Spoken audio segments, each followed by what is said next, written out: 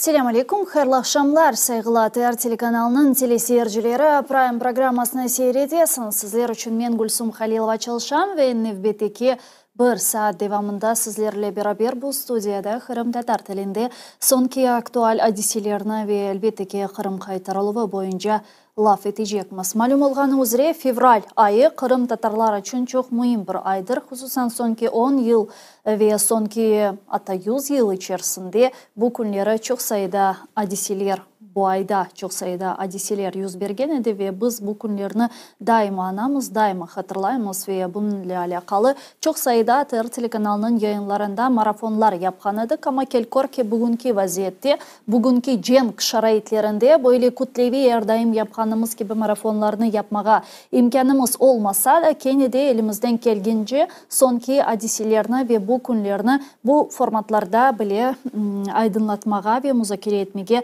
tırışamız. Ve bu mesele boyunca sizin desteğiniz de bizler için çok mühim saygılar arkadaşlar. O sebepten TR telekanalının YouTube sayfasına abone olmağa, like yani beğeni koymağa unutmanız. Bu bizim için pek mühim. Neden? Çünkü daha çok izleyiciler bizim programmalarımızı görebilecek ve daha çok kişiler, daha çok insanlar Kırım ile alakalı hadiselerini, zaman informasyon programmalarını, Prime ve Bugün programmalarını görebilecekler. Bu bizim için hakikaten çok mühim. Şimdi degenim gibi hakikaten 23 fevral bugün biz Tunyev'in bu hadiseni hatırlagan edik, bu günü hatırlagan edik ve bugün malum olğanı üzere aynen 106 yıl evvelsi 1918 senesi Kırım Tatar halkının milli lideri, Kırım Tatar milli marşının müellifi, Kırım Tatar kurultayının kuruyucusu, Kırım ve Baltık ülkeleri, Kazan, Polonya Müslümanlara dini idaresinin muftisi ve umumen alganda güzel şair, Kırım Tatar şairi Noman Çelebijihan Bolşevikler tarafından, matroslar tarafından Akyar'da katletilgen, vahşice öldürülgen ve bedeni Kara Deniz'e atılgan edi. Ve biz aleda bugünkü kadar 106 yıl geçmesine bakmadan özümüzün milli liderimizni daima hatırlayımız ve onun fikirlerini, onun gayelerini aleda bugünkü kadar ömürge geçirmeye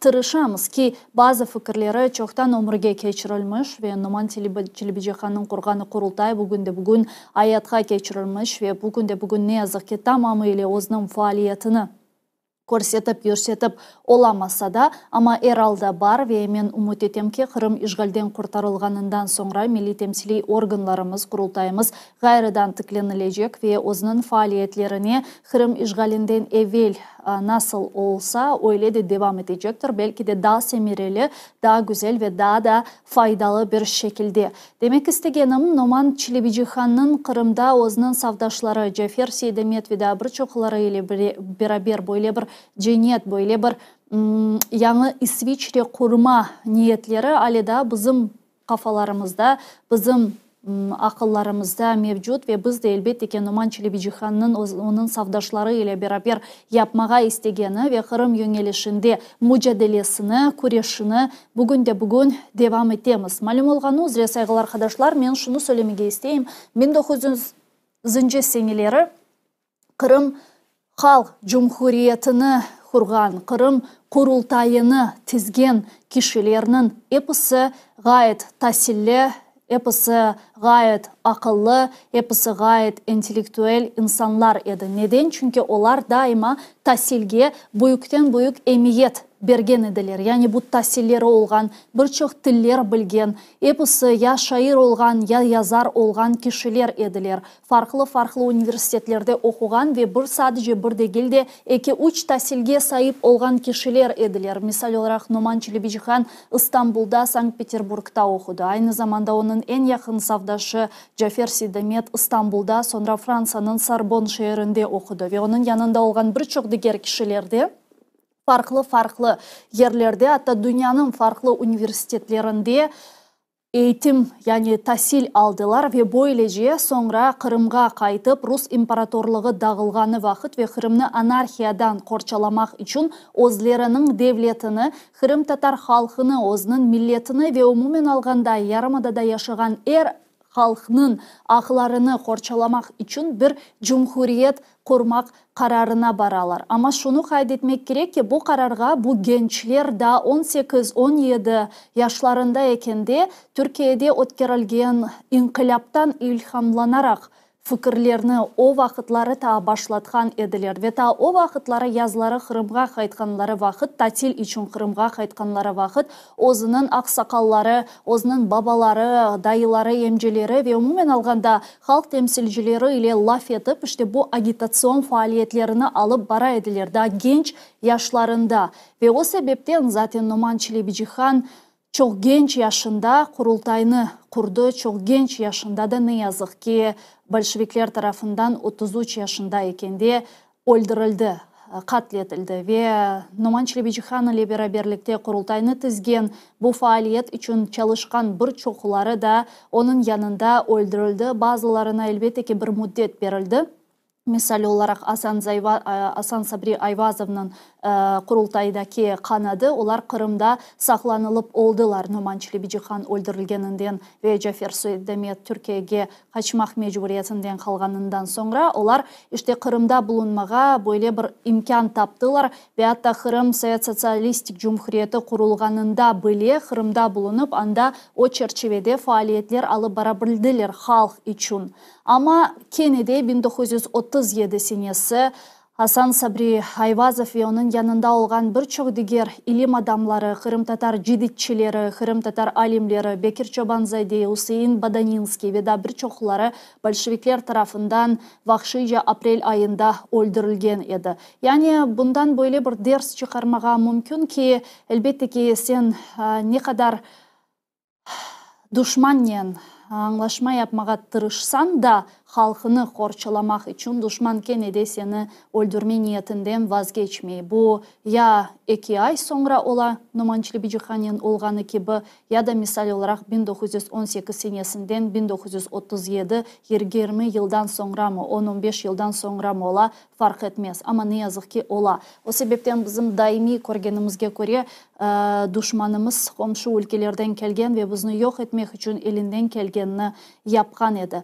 Ve demek istegenim Numan Çelebici-Han'ın başlatkanı bu mücadele hala da bugünkü kadar aktualligini saklamağa devam ediyor. Biz bu meseleni Milli Meclis Azamız Riza Gaşevkeyev'le laf edecekmiz ve sadece bu mesele değil ama bundan başlayıp geliniz onu selamlayık ve onun bu mesele boyunca fikirlerini değiştirdik.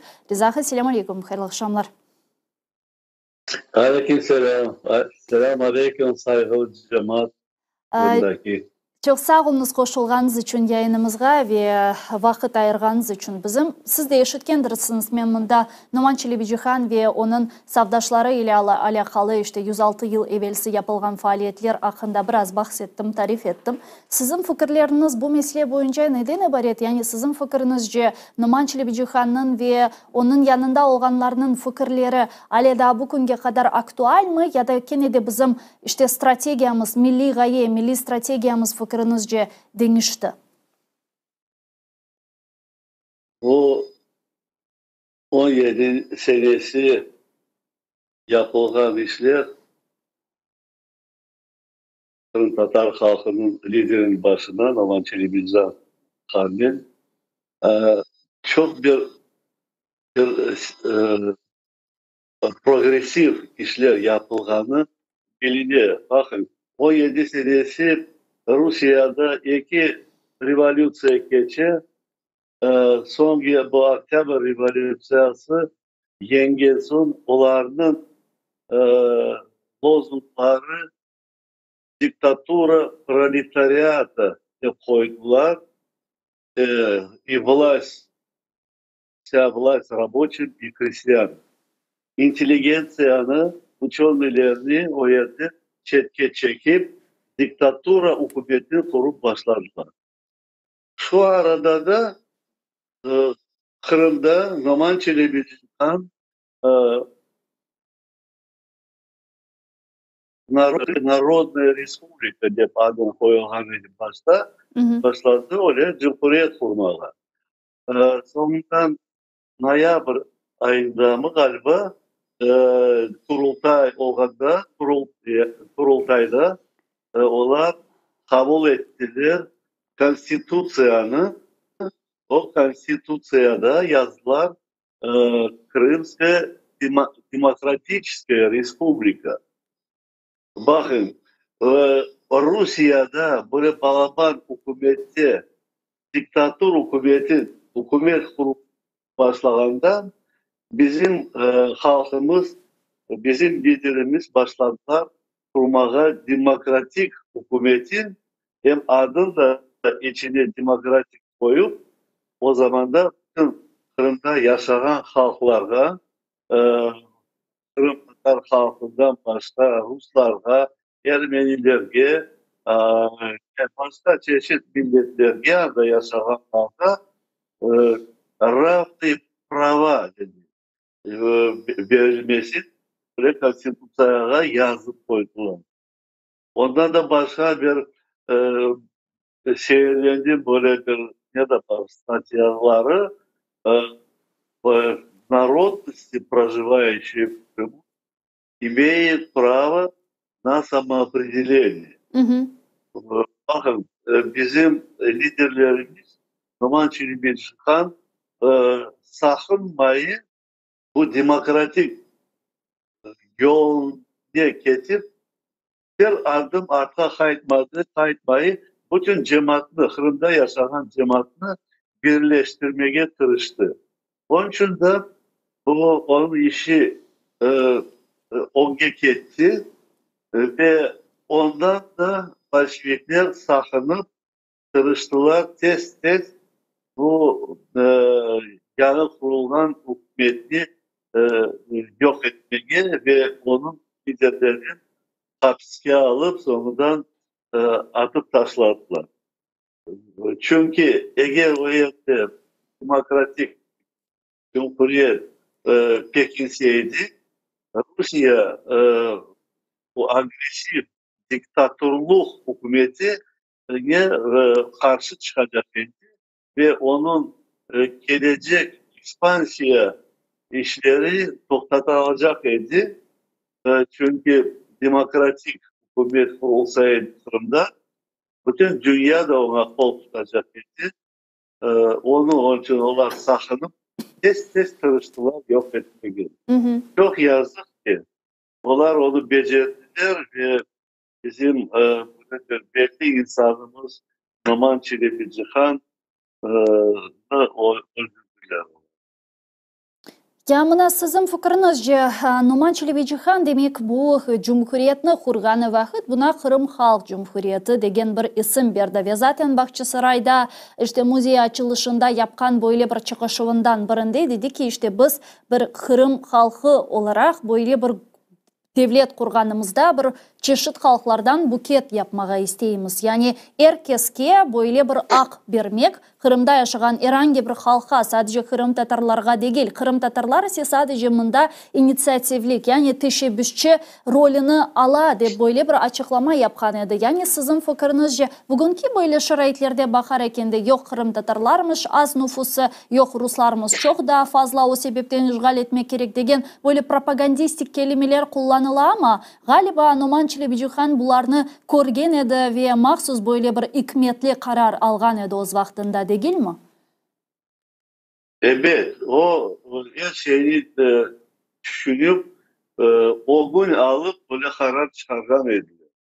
O gün alıp resmi bütün anda yaşanan milletler birleşmek için konstitüsyaya onu koygan ediler de ve onlar na ravных beraberlikle Kırım Tatar halkıyla beraberlikle hükümet kurup parlamentke kirgeyler, saylalarda iştirak etgeyler ve saylanıp çalışırlar. Bu aydan da bir 17 senesi asla bir dünyada o kadar demokratik hükümetler de yok idi. Ama Kırım'da bu birinciler olup böyle çıkışlar, böyle kararlar alınmalıydı. Ondan belli ki Numan Çelebiçhan ve onun arkadaşları hakikaten okuyan adamlar, tereninde düşüngen adamlar her şeyini düşünüp, hazırlık yapıp hükümet kurdular. Ondan başka da evet, hükümeti kurganda onu fırçalamaya da karar çıkardılar. Eskadronlar kurdular. Ama da evet de Rusya'ya karşı çıkmak için o eskadronlar pek az değil. Evet. O zaman da bana bugün düşüneyim de o zamanlarda düşüngen son aklıma geldi. Evet, Avrupa hükümetleri, Amerika, onlar da o zaman duya ettiler. Nasıl olsa da bu Kırım'da ne olduğunu. Onlar da tırışmadılar, açmadılar kol uzatmaya ve Kırım demokratik hükümetine e, yardım etmeye, silah yardım etmeye, e, Özlerini fırçalap olsaylar. Ama yapmadılar. Onun için de e, bizim eskadronlar birkaç cenk yanında rast geldiler ama Rus Bolşevikleri onlar e, yenildiler. Yazık. Evet. E, burada aynı Oleal'da e, Ukrayna kaldı. Oleal'da bizim halkımız da yana kaldı. Yana her şey başlandı. Böyle geçip ketken zamanla yana oğlumuzga çıkıp başladı. Ya mına bilesiz, meni ne meraklandırar cezaga bu meselede mini son olarak kapatmak isteyim ama kene de meraklandırgan şöyle bir şey var. Yani Numan Çelebijihan ve onun safdaşları oz vaxtında Kırım Halk Cumhuriyetini kurganları vakit, Kırım kurultayını kurganları vakit ve hatta Numan Çelebijihan Kırım Müslümanları Dini İdaresi'nin muftisi olarak seçilgeni vakit ki bilesiniz tarihte demek onda aksakallar Kırım'ın işte çok meşhur imamları, muftileri toplangan ve onu işte onu böyle o geçeken ediler. Onu böyle seçimler ile seçmek için böyle meydana getirgen ediler. Onda böyle bir perspektiva, bir gelecek korgen ediler Numan Çelebijihan'da. Ama bu insanlar genç. Bu insanlar yanı üniversitelerini bitirgen, Kırım'a kayıtgan ve böyle ilhamlangan, yangan gençler. Ve fakat mına kartlarının o vakit, yaşlılarının o vakit, aksakallarının o vakit gençlerge bu şekilde yol bergenleri, kanatlarını açkanları bu ayrı bir mesele. Yani ve bu gençlerinin özünün koluna bu bayraklarını alıp halk için, millet için, vatan için hareket etmeleri de ayrı bir mesele. Nasılsın fikrinizce? Gençlerge bu işanç, bu güven, yani o vakitları nereden kele edi ve bugünkü şaraitlerge bakkanımız vakit ne yazık ki bunu kabul etmek gerek ki bugünkü gençlerimiz o vakittaki gençlerge pek fazla benzemeyler ve bugünkü tahsil sistemamız, bugünkü Kırım Tatar halkının temsili organ sistemleri pek de fazla benzemey misal olarak gençlerge bu imkanlarını tanımak, onların saflarına almak ve ilahri ne için böyle? Bu 17 senesi kurultay toplaganda anda Müslüman komiteti var idi ve Numan Çelebijihan bu Müslüman komitetinin başkanı idi, mufti idi.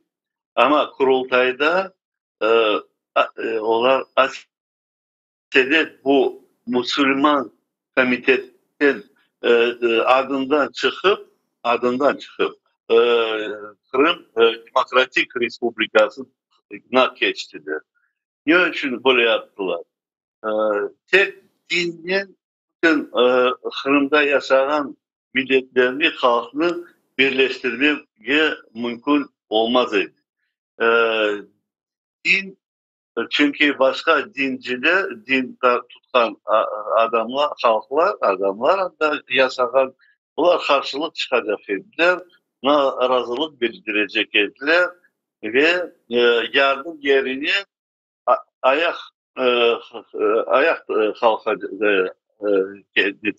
çalacak dediler. Onun için böyle yolunu sayıp Nomançili bir cihan böyle temiz din başkanından geçti demokratik yoluna. Ben onu bir doğru sayam ve halk da ona kol tutkarıydı.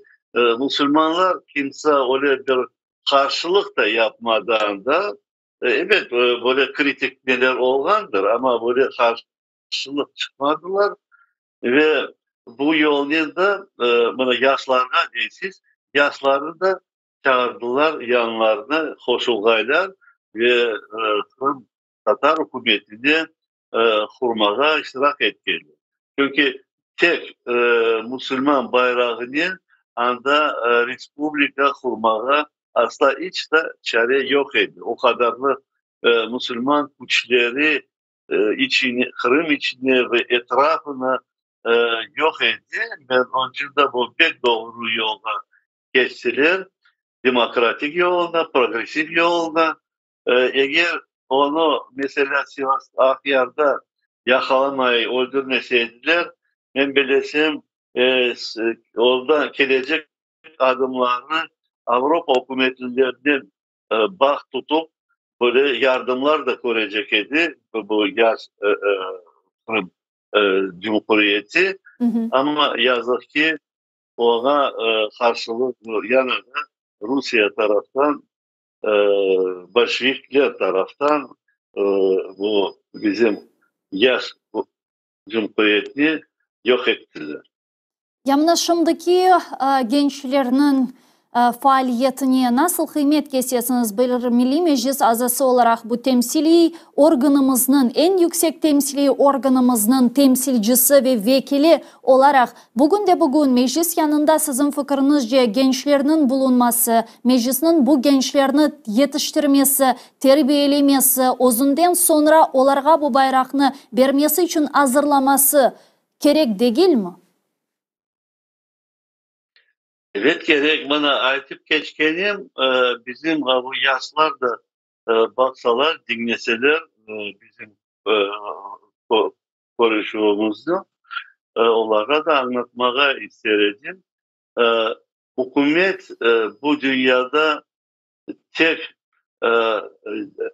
din platformasında kurmaya çok perspektif değildir asla. Çünkü biz göremeyiz buna. Bütün dünya birleşmesi, çokluğu, güçlü tarafı din üstüne hükümet kurmayı da böyle progresif, demokratik yolunun o geketeler hem bayağı kuvvetlenip öz halkına fayda getirirler. Onun için bizim yaşlarımız da bakmak gerekir. Evet, din Müslümanız. Din kutsunlar, namazlar kılsınlar, o terbiyalı bir adımlar yaparlar, temizlik, horandalar kurarlar, balalar, çok balalar doğar, yaratarlar, terbiye ederler.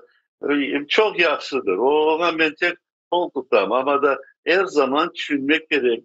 Biz hükümet kuracak olsak, avtonomiya kuracak olsak özümüzün anda Kırım'da, yana da böyle demokratik yollarını kurmak gerek. Biz de bizim parlamentte olacak parlamentte kimse çekinmeye de kol tutkaylar da bizge o parlamentke tırışkaylar salyalarla girmeye de bizle beraber o avtonomiyanı oge albarmak için. Ama galiba şimdi Yaşlar, halifat kurmağa kimse istemiyor benim görgenim Kırım Tatar gençlerinde. Yani siz kimini yani pek anlaşmadım. resmi halifat, benim fikrimce halifat o utopya. Bugünkü dünyada o utopya fikri, onun yanında kullanılan din birlikleri ondan da bir şeyler kazanırlar, bilmem ne kazanırlar, kayda alıp varacaklar. Buna mesela Avrupa hükümetleri aytsalar buna biz Hristiyan hükümeti kuramız diye başlasalar, Hristovi pahot başlasalar dünyaya, özlerinin dinin böyle etmeye, birleştirmeye, Hristiyan hükümetlerini birleştirmeye ne olacak dünyada? Kim onu beğenecek? Herkes ayakta tutturacak onlara karşılıkta. İyi, Onun bunu için ben anlayayım. bizler de Zaten Dizaka bugün degenim gibi yani bizim gençler olsun, diğerler olsun yani kimse halifat kurmaya istemiyor. Öyle bir fikir yoktur. Herkes zaten benim görgenim en azından halk için, millet için bir şey yapmaya isteyenler var. Yani bir demokratik bir şaraitlerde yaşamaya, Ukrayna'nın beraber Avrupa Birliği'ne ketmeye, bilmeyeyim, NATO'ya koşulmaya. Herkesin bu mesele etrafında benim fikrimce bilmeyeyim. Belki de bazıların farklı olabilir ama genel olarak umumen alganda ben görgenime göre yani böyle fikirler var. Herkes demek Ukrayna'nın beraber demokratik bir ülke olarak ilerlemeye isteği ve böyle bir gelecekine göre ben bunu değil de ben şunu sorayım. İşte bizim temsili organımız yanında siz böyle gayelerin, böyle fikirlerin gençlerini misal olarak görüyorsunuz mu veya hazırlamak için onların Kırım'ın işgalden kurtarılığına? Çünkü biliyorsunuz bu çok mühim bir mesele. Şimdi Kırım işgalden kurtarılganından sonra işte harbi memuriyet kurulacak. Sonra yeni memuriyetler, sonra işte nazirlikler, hükümet ve ilahire ve Kırım Tatarlar arasında bu organlarga yerleştirilmesi için bugün endi kadrolarının hazır olması bu zarur. Böyle bir zaruriyetimiz var. Böyle bir mecburiyetimiz var. Eğer ki vatanımızda kolayca aklarımızın yerine getirilmesi için yaşamak istesek. Ben bunu sorayım. Bu hazırlıklar bugün sizin fikrinizce ne seviyede? resmen böyle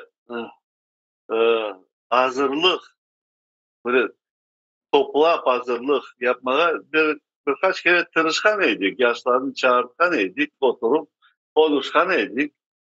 Ama geleceği bu çalışmalar olmak için onlara bir o yolu göstermek gerek bir.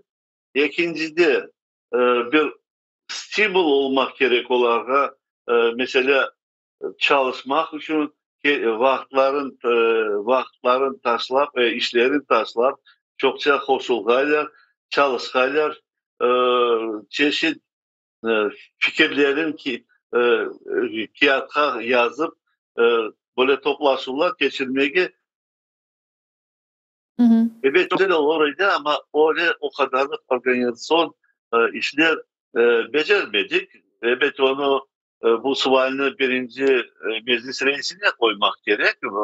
Ben meclis adasım ama o organizasyon işlerini e, bana becermeye niyem de yok. Statusum da yok. Ama meclis reisi o güne koymak gerek. Akıl tanışıp onun fikrini öğrenmek gerek. Evet gerek böyle konuşu diye. Mındağı ben böyle sayayım. Ukrayna'daki yaşlar birincide okumak gerekli. Okumak. İnstitutlara gelip o zaman bilgilerini kötetmeye. Avrupa'ya çıkan yaşlar da olanların da okumak gerekli. Şimdi böyle fırsattan faydalanıp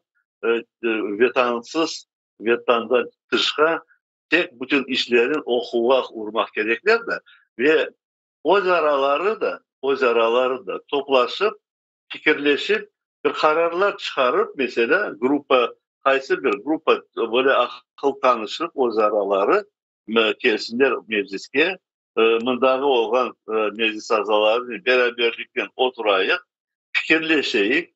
Belki bir fikirler onlardan işitirik. Faydalı işler yapmak için. Ona ben razıyım evet. Ona kimse karşılık çıkmaz. Kırım'daki yaşlarda onlara bir teklifim var. Evet, onlara evet okuyorlar mektepleri bitirirler ama onların geleceği atestatları Rus hükümetinin Avrupa hükümetlerine geçme, Ukrayna'da geçme. Onun için onlarda bir yollar var. Böyle online VNO geçmege ve onu öğrensinler de internetke bakıp e, hazırlık tutup Ukrayna VNO'sun geçip Ukrayna atestatların alsınlar da ve istegenler çareleri olanları Avrupa'ya çıkıp anda okumaya e, böyle zararsız institut, üniversiteleri gelip okuyaylar. Hı hı. Buna mesela eğer öyle bayağı yaşlar olsaydı, öyle duysak mesela, onda şahs bir şey öğrenemezsin. Çok bir yaş kız geldi, bir fikirleştik Polonya'dan. Bizde bir proje var idi. O 16 senede e, Gdańsk Üniversitesi'nin da anlaşma yaptanıydık. Evet. Fon anda onlar hazırlar bedava okutmak. Bedava okutmak o yaxşı ama bir anda bayağı e, gerekli neler de var. Gerekli işler de var. Çünkü onların anda barmak yolu parası onlara Rus atestatı geçme Ukrayna atestatı gerek. Onlara anda yaşamaya yer verirler ama parasını onlar karşılamak olmayacak. O parasını vermek gerek. Ama okumaya bedava. Anda Hı hı. okumaya bayağı pahalıdır o üniversitede. Evet. Öyle bir projemiz var idi. Ki onu canlandırmak için biz bir statistika nelerin normal öğrenecek olamız. Ne kadar yaşlar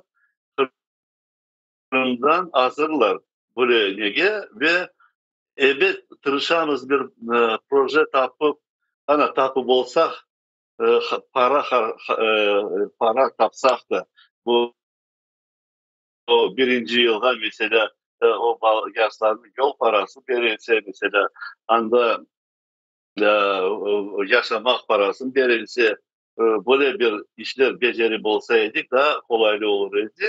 Ama şimdi zamanda yaşlarda mektep ballarını birinci gerek öğrenmeye bu VNO geçmeye hazırlık yapmaya ikincide de evet İngiliz dili mutlaka ya da Polonya dili gerek ya da bilmeseler anda onlara bir yıl böyle tilge öğretmeye de o da paralı ona da para Yani tapılmak şimdi gerek bu okup bitirip evet. Şimdi ana bu böyle ister. Aha, ya bu buyurun. şimdi çalışan mı misal olarak şimdi istegenler hoş ketebilir? Bakın bu proje 5 yıllık idi Aha. ama onu o kadarlık e, e, çalışı becermedik. Hı hı. Becermediğimizde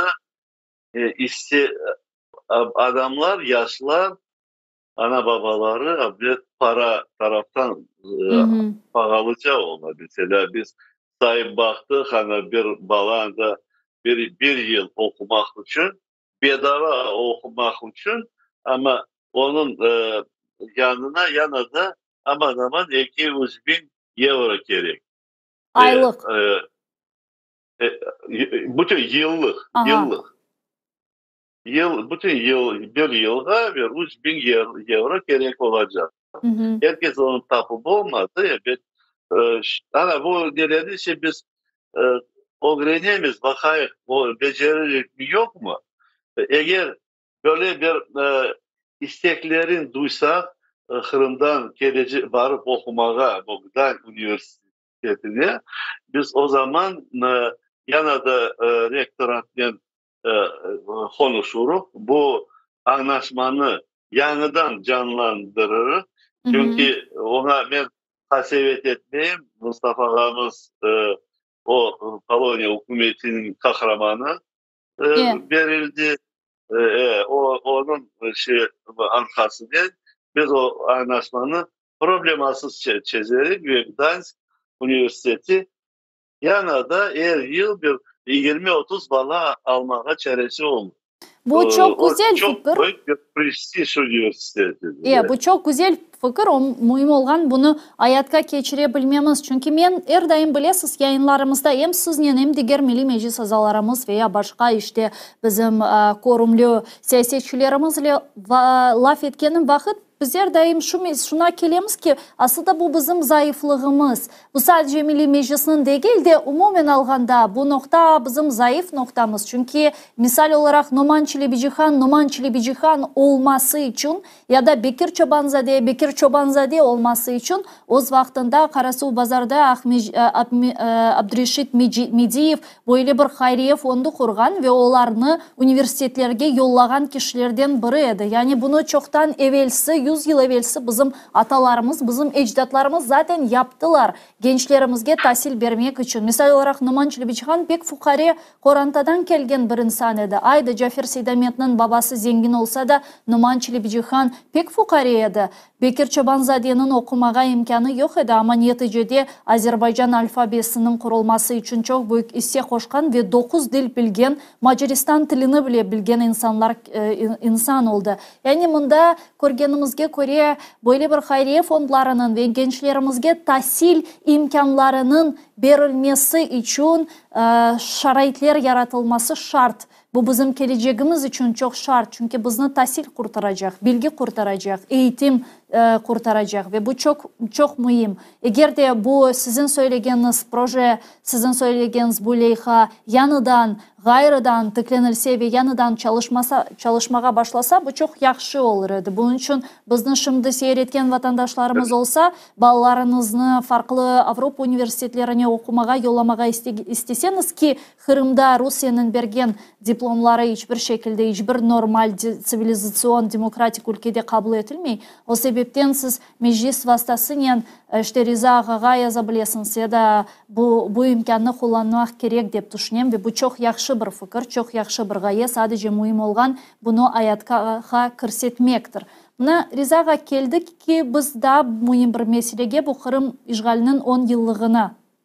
Bilirsiniz bu günleri 26 fevral günü olacak. Demek bu Kırım'ın Ruslar tarafından işgal edilip aslında 20 fevral de belgelengen edi. Bu 10 yıl geçti. Sizin fikrinizce bu 10 yıl içerisinde bilmeyeyim ne kadar doğru bu sualini vermege çünkü 10 yıl geçti endi işgalden ama Kırım işgalden kurtarılığı sizin fikrinizce yakınlaşa mı ya da 10 yıl geçkenin daha mı uzay ve daha mı ileriye kete daha da uzana? Yazık ki birinci yılları bu sualge birden cevap da vereydim. Böyle konuşuluyor da eteydim. Bana az kaldı. Gelecek sene olacak deydim. Ama kete az bir şey böyle öyle tez olacağına işten taşlamayın. Çünkü bakıp gördüm yardım edecek hükümetler gereği gibi yardım etmeyler. Rusya özünün cenk adımlarından arka çekilmeyi, boyu cenk keti hem sonu korunmuyor. Ne olmak gerek bilmiyorum daha. Ben asla cenk başlayan gibi başlayan günleri mecliste böyle fikir ortaya çıkarayım. Öyle bir adımlar yapmak gerekmiş. Ukrayna Budapest Memorandum'u o Sovyet onda çıkarır. Birinci günlerden bakılsın da ya sonundan haberli tarafların mahkemeye verilsin. Haberli taraflar tek Rusya değil. O zaman haberli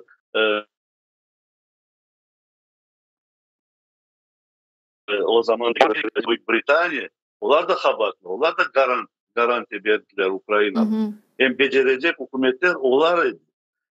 Ama böyle keskin bir adımlar yapılmadı. Onlar da o vazifeden çekilgen gibi oldular. Yürüdük taraftan o kadarlık dokument hazırlanmadı. Başladılar böyle neler. Onun için mahkeme gerekirdi. Mahkeme yerini koyar idi onu ve mecbur etmek gerekirdi. Bu halkara mahkemesi mecbur etmek gerekirdi.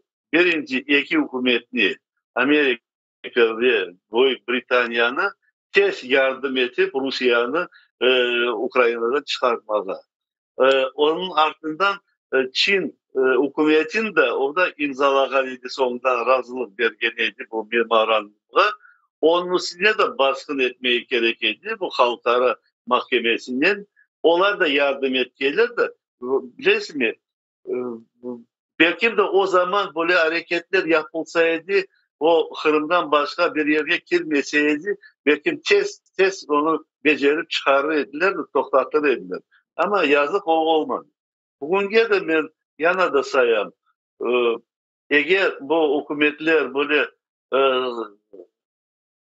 tamçı yardımlayan ve çeşit problemalarını gösterip ve Cenk'in son korunmayan zamanlarda ben yana da isterim halkara mahkemesine bu Budapeşt memorandumunu o Ukrayna çıkargaydı ve mahkemenin mecbur etkiyle. Halkara mahkemesi olsa anda çıkacaklar öyle faktlar nasıl Amerika Rusya'dan çeşit mallar alır ve çeşit finans işlerini alıp baralar ve mesela Çin taraftan anda çeşit böyle raketalarla malzemeler satıla ana onlarını o ortağa çıkarıydı da belki de bu böyle işlerinin onlarını mecbur etmeye çare olur idi. Evet siz aytırsınız evet öyle büyük hükümetleri nasıl mecbur edecek? Mecbur etmeye çare var çünkü halkara mahkemesinin Amerika, Büyük Britanya sayarlar. Ondan onlar çetke çevrilmezler ve tırışırlar. Tezce bir yardımlar etmeye.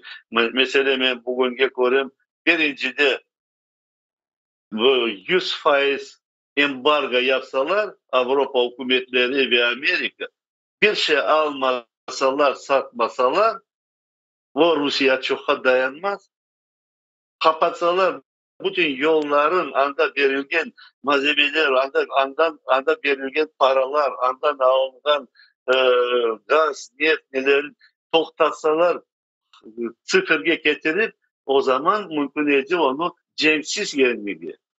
Ama koz boya aytıla bana bugün de evet puanam bu Amerika bu 10 yıllık bana 500 yanında sanksiyon çıkardı. Avrupa'da kaç sanksiyoner çıkardılar. Son ben duymayayım onun öyle bir tesir edeceğin Rusya'ya. Duymayayım. Evet bazı adamlarına, biznesmenlerine, firmalarına tesir edecektir. Ama öyle Rusya'nın bu böyle sanksiyonerleri yıkmaya çare olmaz. Onun için aldanmasınlar, bizi de aldatmasınlar. Yanında bilesiz aslında bu sanksiyalar meselesi etrafında ben böyle düşünüyorum. Yani bugüne kadar sanksiyalarla çökken, sanksiyalar vasıtasıyla tamamen yok edilgen ve sanksiyalar vasıtasıyla avtoritar, totalitar bir rejimin demokratik bir rejimine çevrilmesi gibi tecrübe yoktur. Anda bazı bir Afrika bölgelerinde olabilir ama yaptırımlar bu sanksiyalar kırsetilgen ülkelerge bakacak olsak misal olarak Venezuela kaç yıldır sanksiyalar altında tamamen izolasiya içerisinde buluna. Bu Venezuela'nın totalitar rejimden vazgeçmesine veya Maduro ve Guaido arasında problem çözülmesine yol açtı mı? Yok. Sonra bu Şimali Koreya misal olarak 10 yıllarca yaptırımlar altında bulunan ve o kadar yıllardan beri insanlar sadece pirinç aşısa da o bölgede ama Kim Çin'in hala da iktidarda durmaya devam etti. Şimdi Şimali Koreya'dan farklı bir diğer bu avtoritar rejimlerge sahip olan ülkelerin de misal olarak İran. İran'da bugünkü kadar yapmağanı zulüm birinciden özünün halkına ve etrafındaki olgan devletlerge kalmadı.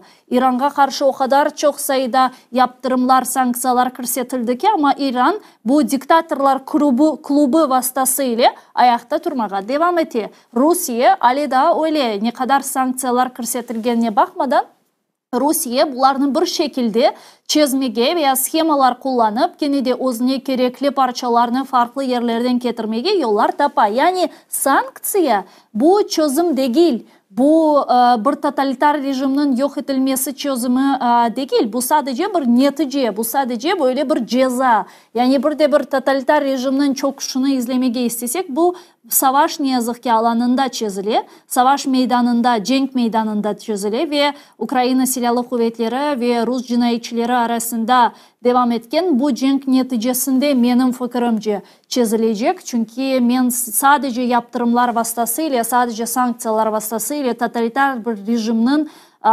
mağlubiyetke uğrayabileceğine pek işanmayım. En azından tarih bunu gösteriyor. Bu kompleksli bir çözüm olması gerek. Hem diplomatik baskı, hem sanksiyon baskı, hem harbi baskı, hem mali baskı, yani her taraflı. Ama bunu mahkemeler baskısı olsun ama kenede görüyorsunuz mahkemeler karar çıkarsa bile fiziki olarak Putin'i gelip bilmeyeyim bu ceza mahkemesine alıp gitmeye imkan da yoktur. Ne yazık ki şimdilik. O sebepten bunda böyle kara kutu gibi görünüyor bana.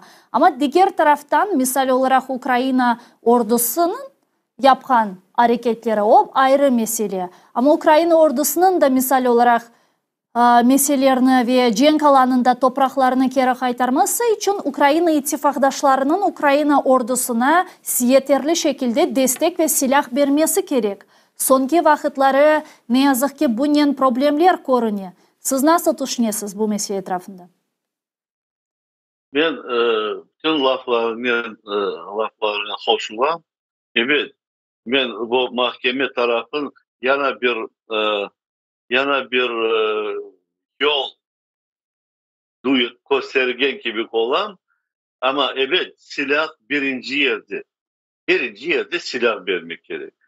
İkinci yerde sanksiyalarını keskinletmek gerek. Olanı böyle öyle yapmak gerek. Onlar bütünü 100% çalışmayla, çok suları çalışmayla onların etrafından çeşit firmalar kurulup andan malzemeler Rusya'ya gitti. Paralar gitti. Onun için anda da muhat olup tutmak gerekler ve daha bir yollar vardır. Bilirsiniz demokratik hükümetler, totalitar hükümetler olsa bile birbirini korumaya istemeseler bile ama business taraftan korporasyyalar öyle bağlı oldular. Onlar o zararları öyle sarıldılar. Aralarına çeşit fabrika, zavodlar, paralar, bankalar karıştı kaldı. Onları ayırmak pek ağırdır. Onun için onlar bilirsiniz bu sanksiya yapkanda bu büyük korporasyon, Amerika korporasyonu birinci özlerini yandıralar. Çünkü onun bölükleri bu Rusya'nın içinde de doludur. Ondan da onlar çalışaydılar, kazanaydılar. O bölükler de başka hükümetlerine de bağlıydı. Onlar başkalarına da bağlı. Böyle dünya böyle çalışaydı. Evet, güzel işler yapılaydı öyle yapıldığında normal işler yapılaydı ama cenk başladığında bu bizim hükümetke zarar oldu. Bizim hükümetimizni korçalamaya olan birinci günden çareleri olmadı. Yani bugün geri bu yardımları pek azlık yapar. Onun için de benim sanksiyalar neyse buna 500 sanksiya Amerika çıkardı. Onlar için yani da 300'den ziyade çeşit bizneslerine ve 200'e yakın firmalarda. On, yapsınlar. Ondan başka düşünmek gerekli tez Ukrayna'ya silah vermek. Uçaklar, raketler. Çok yaxşı beğendim. NATO'nun reisi çıkış yaptı ve razılığını bildirdi. Ukrayna'nın hakkı var. Rusya'nın e, topraklarına olan e, böyle silah çıkarılgan fabriklerini raketlerden atmağa hakkı var deyip Hı hı. açıktan çıkıp ayttı. O da bir boyutla iştir. Razılık verilgen gibi. O zaman Ya ki, bizge yasak koyabilir. evet, ya Ana geçenlere şey öyle yaşattınız mı? Biden ne etti işte Putin'e açık şekilde küfür etti, gördünüz mü? he, he, he, he. O Am asla ana öyle detaylar ana onun ardından da versinler bizlerge gerek raketler bitti. Versinler o raketleri. Tam Moskva'ya değil, versinler bizim bu Sivastopol buktasını yok etmeye gemilerin can koyda turaları olan bazaları. Haydi bu bazalar var 150 mi 200 bazalarını bir gün şey yok etmeye versinler o silah. ama Rıza Onun için de versinler. çok gerekli. Ama Bir 50 tane, 50 tane 50 mi 100 mi F-16 olsalar olabilir kontenjanı bir punçaya o bazalarını yok edecektir. Ya da bir raketleri var adların hatırlamayın. Onların verseler mesela bir 200 oluyor raket verseler ya da 300 onlar da bir punçaya o bazalarını yok edecekler. Hani öyle yapılsa o bazaları yok edip e, bir gün, iki gün bekleyip bütün halkın icralcılar Kopur'un testi çıkaylar Kırım'dan da ardından da Kopur'u patlatmalı. Ana Yamına böyle diğer işler taraftan yapılsa bunlar tamam, bunları zaten birçoklarımız da bunları aytamız da, ama diğer taraftan bersinler demek yaxşı ama bermeylerdi. Mına gerekli bizim talap etkenimiz hem Zelenskiy, hem Rustem Umerov, hem bilmeyim Zaluzhny evvelden şimdi Sırskiy ve herkes ayta bu bizge gerek. Cetveller çoktan yazıldı, berildi. İşte 1000 defa bu mesele etrafında müzakereler yapıldı, yapılmağa devam ediyor ama gene de gerekli şekilde bermegenlerinin sebebinde daha çok mühim. Belki sebebi çözülgen sonra artık bermege başlarlar. Sebep ne de sizce? belki verirler. Onlar da bakın FSB bu razvedkaları gelerin Ruslarının çeşit fikirler internette doldurdular. Sanki Putin endi oldu, buzdolapta yatayken bu bazı politikler de ben belesem onlar da belirler. Ana o bitti. Endişe Ukrayna'ya da yardım gerekli. Şimdi buna aytılar rol geldi de ve politikler Rusya'nın politikası değişir de böyle yalanlar da ortaya çıkarırlar. E, Ama da ona işte iş almak gerekiyor. Rusya kuvvetlerin ozi kuvvetli silahını böyle gaz çıkara hem tınmadı asla. Ana onu öyle yerine kendine koymak gerekli. Eğer ekonomik taraftan baskı becermegen son gereği kadar gerek raketler versinler de silah versinler de ve Ukrayna ordusu onlarını böyle yandırıp e, Ukrayna'nı boşaltıp Kırım'dan da onlarını attırıp çıkarsınlar. Ben öyle fikirdeyim dedi. Yamına Kırım meselesi etrafında sizin fikrinizce, mına dediniz ki işte andaki Rus bazaları patlatılgan sonra kopür patlatılması gerek veylahri, ama bazıları da biz bu hafta laf etkenimiz vakit anda yaşayan halk hakkında unutmayımız mı sizce? Yani bu izolasyada da halk da bulunacaktı. Evet, cenksiz Rusya çıksaydı ben ona iki kol koterirdim ama çıkmaydı. Çıkmay. Ve orduların Kırım'da pekitti bazaları var. Nasıl onları çıkarmak gerek? Bilmiyorum.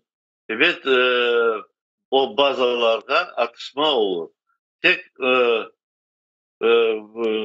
o şehirlerge, evlerge atılmasa, evet, e, ona işanç taşlayımız. E, Ama cenkte çeşit ne olmak mümkün? Cenk öyle bir nedir bilmiyorum.